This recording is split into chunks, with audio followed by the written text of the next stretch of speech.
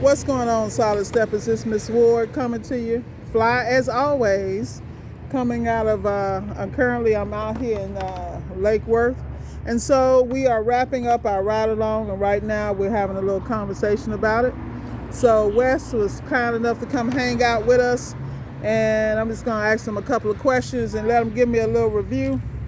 So you guys know how we always protect people, because you know how y'all be clowning on YouTube, Facebook, Twitter, and Instagram. We're not having that. One thing about coming to Miss Ward's courses, we're going to make sure that you're protected and that you can leave here and enjoy your life. So Wes, all right, talk to us. Why did you choose our ride along? Well, Ms. Ward, I chose your ride along because I've been following you on YouTube. I've been seeing your content for some time now, and I like the spirit that you bring to this as somebody that came from it without having much experience starting a business from scratch. I myself want to start my own appliance business and have taken small steps towards that, but I feel like I need to know a little bit more just beyond the videos and have an opportunity to talk to you and get some of my questions answered from you. All right, so on our ride alongs, you spend your first day with me, second day with another one of the members of my round table and roll with them, because we all go to business differently. And then the third day, you spend it with someone else. So basically, Miss Ward does mainly COD, 99% COD, maybe 1% warranty. The second person you roll with was David. David does 99% warranty. And then the third day is with my hero, Q, and Q does pretty much 50-50. So tell me, what was the most surprising aspect of the journey? The surprising aspect of the journey is seeing the different customer types based on COD versus warranty and how to handle the customer. Because, that's half the battle in this business, is how do you handle the customer? How do you sell the job? How do you assess the customer? And how do you approach the situation to ultimately make the customer satisfied? And you can't do that in a simple, like one step, one size fits all approach. So you got to really be able to tailor it, and it needs to be on the fly. So the more you have exposure to it, the more you have in your, let's say, mind to kind of go different ways depending on the types of customers you get. All right, so at this particular point, what do you think is the main thing that people need that's going to help them out of everything? We're going to go A, B, C.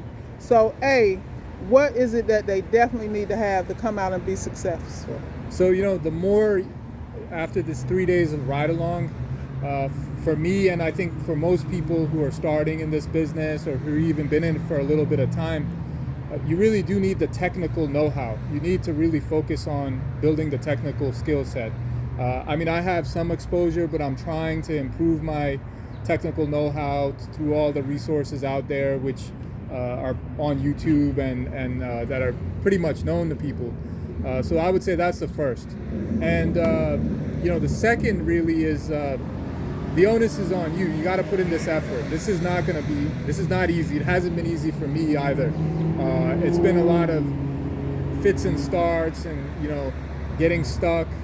And in order to get out of those, that stuck situation, you actually also need to build your network if you're going to be in this business too. So I think sort of the third thing is that building your network. And by coming out here, I'm getting to know you, I'm getting to know your other guys that you're affiliated with, and that creates a network that I can go back and if I have some issues, maybe be able to ask them for some thoughts on how to approach a situation that I'm not familiar with. So I felt that the relationships that I established, I feel comfortable asking within reason, if I come up to a problem, that I can, request some help. Well, one thing I will say, Wes, is that when you showed up properly. I have people that ask to do ride-alongs and they are really rejected. I'm going to just keep it a buck, because they're not really ready. And they would hinder my relationships more than help them. And they're not there yet. And, sometimes people get offended when I don't, we don't coach them or consult them, but the bottom line is know your customer. I know my customer base, and I prefer to basically work with people who are already in business or people who have been exposed to the highs and lows, because then they understand why we do what we do. Prime example, Wes, first day, we were out on the road at 7 o'clock, stopped by Publix, exposed Wes to some pineapples, so I'm laughing. But we stopped by Publix, got prepped for the day, made sure we had all the fuel we needed, and basically got briefed on what we were going to do. The reality is Wes is willing to come out here and work 12, 14-hour days to learn the game. And that's just really being exposed to what you're going to see especially when you first start. Because you're going to hit those walls, you're going to run into situations, you're going to study and think and then you get there and be like, well, I know I need to check this, but where the hell is it on the appliance? It's going to be interesting, and when you get this hands-on, you get exposed to that. That's the key. So, Wes, what would you recommend as far as newbies when they start? Do they need to start in the Eric Clenort book? Do they need to go get a hands-on course? Do they need to go to school? Do they need to, sign up with a company and work? Or what do you recommend? So I think that they should start first using all of the free resources available to them. YouTube, then as well as like the Eric Clenort book. I've read it. That was like the first thing that I went to. It's a huge book. It's like 1,000 pages.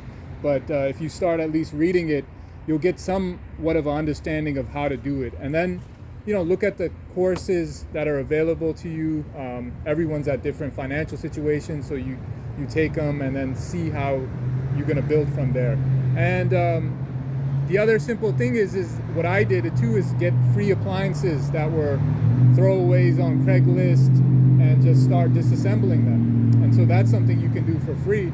And you start disassembling the appliance and then testing the components based on what you learn on the videos or the book, and then that way you can put what is in the book into a practical situation. I agree. So let's talk about the business aspect. You watched how smooth my business ran as far as, I don't pay for leads or anything. And a lot of people don't know that. My game is totally different, but I deal with a certain clientele. That's why I wanted you to be exposed to this, you can go to business any way you wish, but the key is to find something that fits your personality. Yeah. You saw me walk into customers' homes, multi-million-dollar homes, just as cool and chill, just like I am on YouTube. Nothing changed. I just made sure that I acknowledged the customer. I treated them with respect. I diagnosed it properly and quickly and informed them of what they needed. Yes. And the sales were done. I mean, it was like butter. Yes. But that's looked easy, but it's something that's a fine-tuned craft. Yes. From the fact of calling when we're en route, texting the customer, letting them know if there's a delay. Because in my market, people just don't give a damn. They don't show up. It just is what it is. So you can separate yourself just by your professionalism. So in reference to that, what do there are some books we kind of talked about, Profit First, Booking Yourself Solid, E-Myth. I think that, the technical is very important. That's really the most important, to be honest, because that's what's going to cost you the most money, in my opinion. Yeah. Now, your soft skills as far as customer service, a lot of people get in the business, they get overwhelmed because they go to these different venues. They get, they pay for leads. They might go to pro referral. You're getting calls left and right, and then you don't know how to prioritize those calls for profit because you just started. So what would you recommend a newbie? What books, management books or business development books would you recommend? Well, my background is kind of in sales and business development, so my previous bosses have always told me to read about sales, how to close the deal. Closing the deal is what counts. And the thing with this appliance repair is when you're in the customer's house, the appliance is not working, you've diagnosed it, now you've done half of the work. The other half is getting the customer to sign. And just as you had mentioned earlier, it's the soft skills. How confident are you, and how much confidence does the customer have in you that you're going to actually fix it?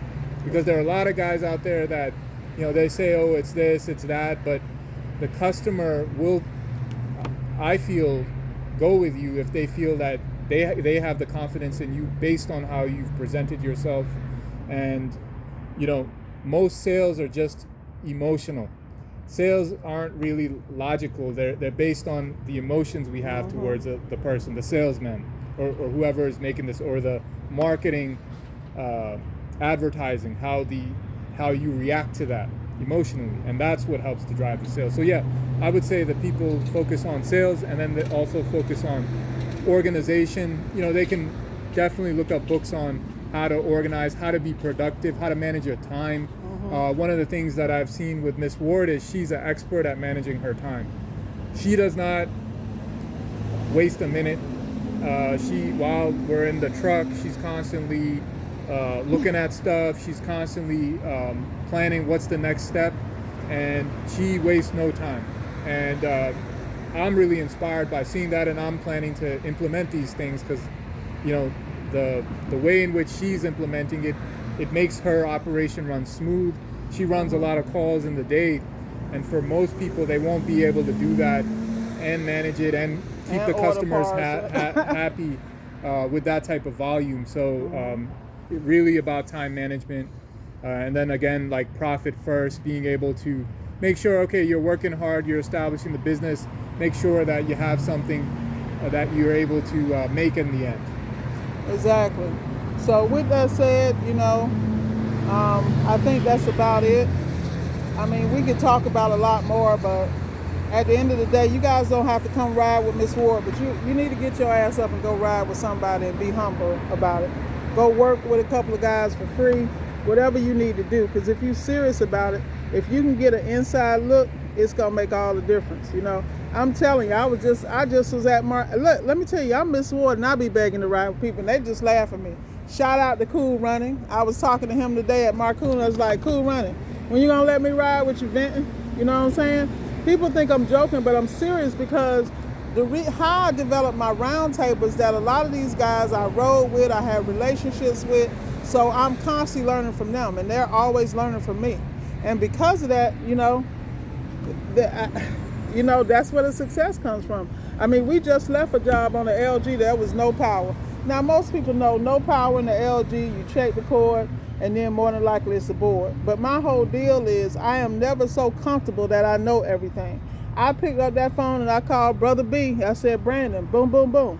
He said this, and that.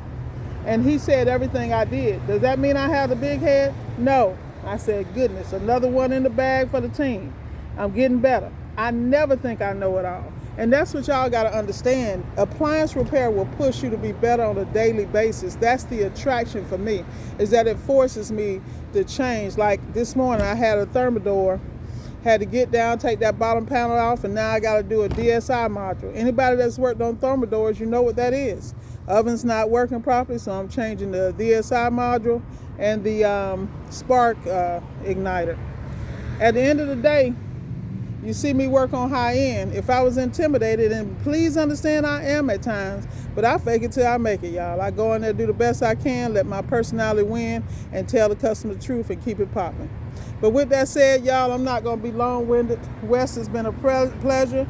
We definitely going to check up on you because we do follow-ups. So, 30 days from now, we'll have a call with you and just follow up. I'm also going to see if you need anything else as far as support and things of that nature. And it definitely was an honor and pleasure, because let me tell y'all something. We don't let everybody inside our game. There's too many haters out there. But those that want to come and are serious about it, this is why we charge what we charge. I think you're going to walk away with a lot, and then you also automatically practically get added to the round table. Because anybody that's coming through Solid Steps of Wealth, Tech the Titan, you're actually building a family because you've actually been chosen. So with that said, what's the usual, solid steppers? Keep stepping and salute. Be blessed.